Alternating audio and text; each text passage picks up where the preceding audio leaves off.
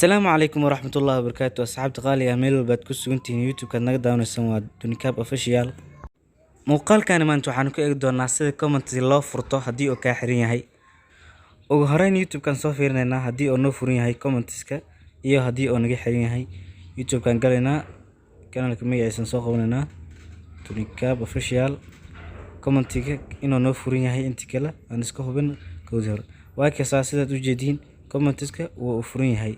waa muuqaalkani comment-iska hadda uu furan yahay oo waad ka bixi kartaa kanaalka. Comment-iska waa ka bixi kartaa.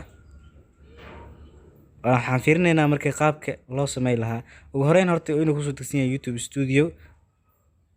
Studio inuu ku soo degsan yahay. haddii kale Play Store ka soo degsan muuqaalka ugu horeyd ku taabanaysaa markaas muuqaalka markaa ku taabatisana kugu soo baxaa calaamadaas kore ee qalinka oo kale aad ku taabanaysaa. calaamadaas markaad ku taabatid wuxuu ku soo saari doonaa qaabkan laba qaybood ayuu ku soo kala bixiyay.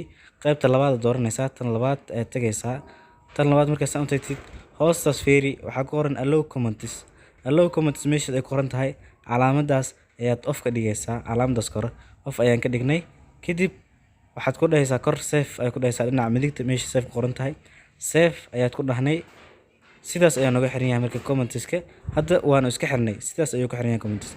waxaan galaynaa YouTube-ka waan fiirinaynaa aan soo qabano kanaalka magaciisa.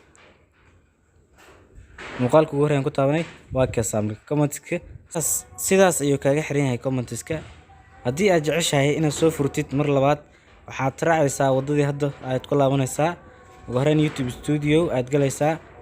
muuqaalka ugu horeeyaad ku dhufanaysaa calaamadaas oo qalin kore ku taabanaysaa isla wadadii hadda. kadib wuxuu ku soo saarayaa qaabkan oo laba qaybood ah. qaybta labaad ku taabanaysaa.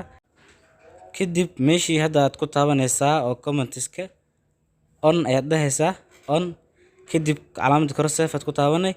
sidaas ayuu haddana comment oo mar labaad oo kugu furan yahay. comment-iska wuu furan yahay markaan YouTube kan ku laabanaynaa. muuqaalkan dib aan ugu laabano ku soo laabanaynaa marka hadda comment-iska sidaan ayuu ku xiran yahay. muuqaalkan fiirinaynaa waa kaas marka comment-iska wuu ku furan yahay. muuqaalkan comment aad ka baxsan kartaa kaliya allow comments ayaad waxa leedahay on marna off. haddii aad xiri rabtid off ayaa leedahay, haddii aad furi rabtid on ayaad leedahay. fadlan haddaad nagu cusub tahay subscribe saar, haddaad hore noola joogteen like saar. muuqaalkan wixii aragti ah comments hoos inoo reeb. السلام عليكم ورحمة الله وبركاته.